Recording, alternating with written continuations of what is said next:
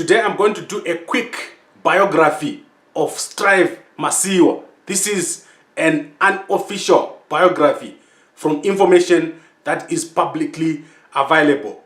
Strive Masiyiwa is estimated to be worth 3 billion and he has companies in Zimbabwe, South Africa, Mauritius and New Zealand. He was born in 1961 in Zimbabwe and his wife is Masiyiwa.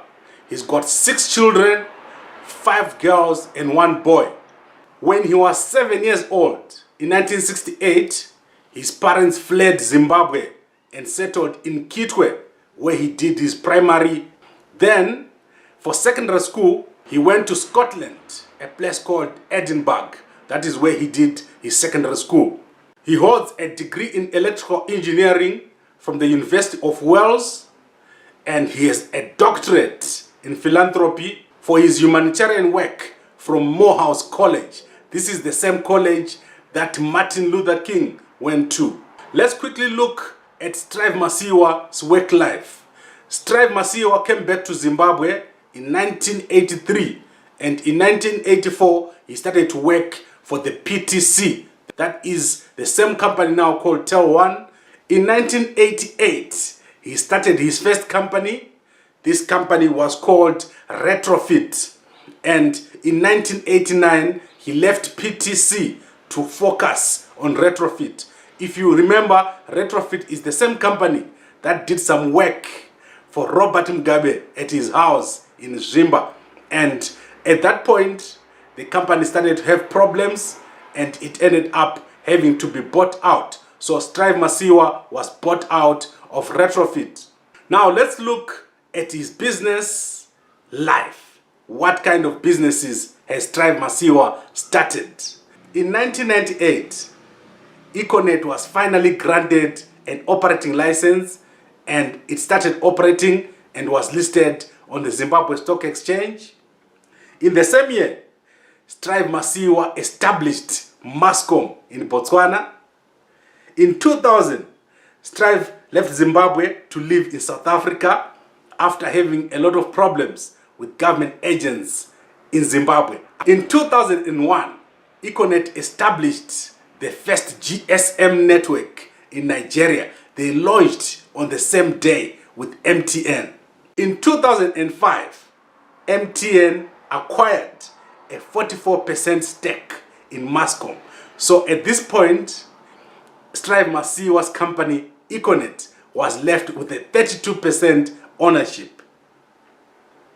In 2006, Strive Masiyiwa's Econet entered the New Zealand market in partnership with their technical partner, Huawei. In 2011, EcoCash mobile banking was launched.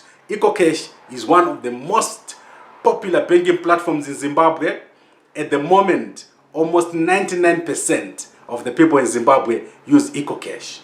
In 2012, Econet bought a 40% stake in TN Bank, the bank that was owned by Tawanda Nyambirai. Tawanda Nyambirai was the lawyer of Econet during the case against the government of Zimbabwe. And then at the end of 2012, he completely bought Tawanda Nyambirai out of TN Bank. I'm not sure what happened there. I'm not sure of the actual transaction, what happened, but one day I'm going to give you the details of that transaction. In 2016, Econet Global bought Neotel. So Neotel was the second fixed telephone network in South Africa, and Econet bought Neotel for an amount of 6 billion rands. So that company has been renamed and rebranded, and it's now called Liquid Telecom. So I'm sure Liquid Telecom was a smaller company, and Econet bought Neotel and then took over their customers and the infrastructure, and now they have renamed the whole business to Liquid Telecom. This is a big company, very important company with undersea cables in South Africa. So they own the infrastructure which most of the big companies use here in South Africa. Right, in 2019, Econet bought back Mascom. So they bought back some shares from MTN in Mascom about a month ago, and now they own 60% of Mascom.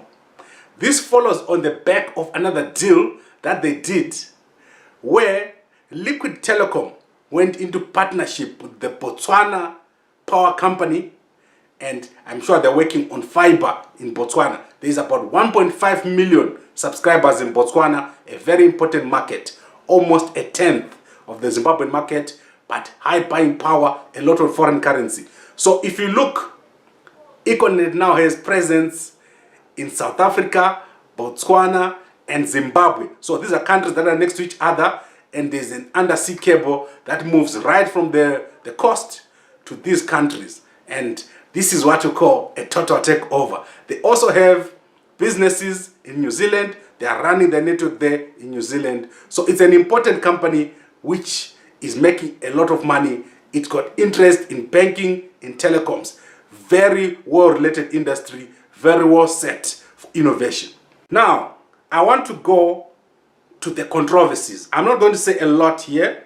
I just want to mention the recent controversies. So Strive Masiyiwa has managed to stay out of the public limelight. Up to 2018, it was very rare to see information about Strive Masiyiwa in the newspapers. But nowadays, he's very much in the newspapers. Let me show you what happened in the early part of 2018, before the elections in Zimbabwe. Suddenly, a bunch of numbers from Econet landed in the hands of ZANU-PF, and nobody knew how this happened. So people started to speculate that Strive Masiyiwa's company Econet was actually giving these numbers to ZANU-PF, which they denied. Then in the latter part of 2018, Strive Masiyiwa was speaking, I think it was at the World Economic Forum, and he came out in support of Idi Mnangagwa. He said Idi Mnangagwa must be given a chance, was doing a good job, and if possible, the sanctions should be removed because they were harming business. This caused an uproar. A lot of Zimbabweans don't like ZANU-PF. They don't like Idi Mnangagwa. So, Strive Masiyiwa and his wife Tsitsi got a lashing. Since the end of 2018, people just took out everything on them. And I'm sure that at that point, that is when he decided to leave Twitter. So that was sad, because I actually like following Strive Masiyiwa. I follow him on Facebook, I follow him on Twitter, and Strive Masiyiwa has got one of the biggest pages on Facebook. He's got 3.6 million followers. He is a serious influencer on Facebook, and if you read his advice, it's amazing. The last controversy is obviously what is happening now. What is making me make these videos? Strive Masiyiwa is taking a number of Zimbabwean bloggers to the High Court in Johannesburg. He is claiming that there is a smear campaign against him, and this case is going to be heard very, very soon. It's an application. The application is going to be heard within the next 15 days, and the bigger court case is going to happen after that. So this is the biggest controversy that is yet to happen to Strive Masiyiwa, because this whole case is based on how Econet was funded. How did this huge company get funded? Was public funds used from FML, from companies like NASA? Was there a fraudulent allocation of shares? There is a lot of people who have made allegations, and this is the current controversy.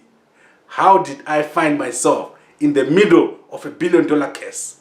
Let's go to the last thing that I want to say, which is Strive Masiyiwa and his wife Tsitsi are known for their philanthropic work. They've done a lot of work, and I want you guys to go and have a look at the Econet website. Strive and Tsitsi, they've given a lot. High Life Foundation, they've given a lot. I love that charity. They've done a lot of work, especially with Tawanda Nyambirai. They've done a lot of work at the AFM. I know some rural pastors were getting paid. They've done a lot of donations all over the world, and they sit on many, many boards. And his wife has been in Zimbabwe assisting with the cholera. You know what happened last year? It was a bad situation in Zimbabwe. The company is doing a very good job. And also senior management in Econet, have been going around assisting. So great job there. They do a lot of charity work. And I want to end on that good note. However, there are some gaps. I could not find information. I want you guys to help me out. The first question: in which province in Zimbabwe was Strive Masiyiwa born? Number 2, where did Strive Masiyiwa go to school in Kitwe? So which school did he go to in Kitwe? Number 3, which school did he attend in Scotland? What was the name of the school? Right, thank you very much for watching.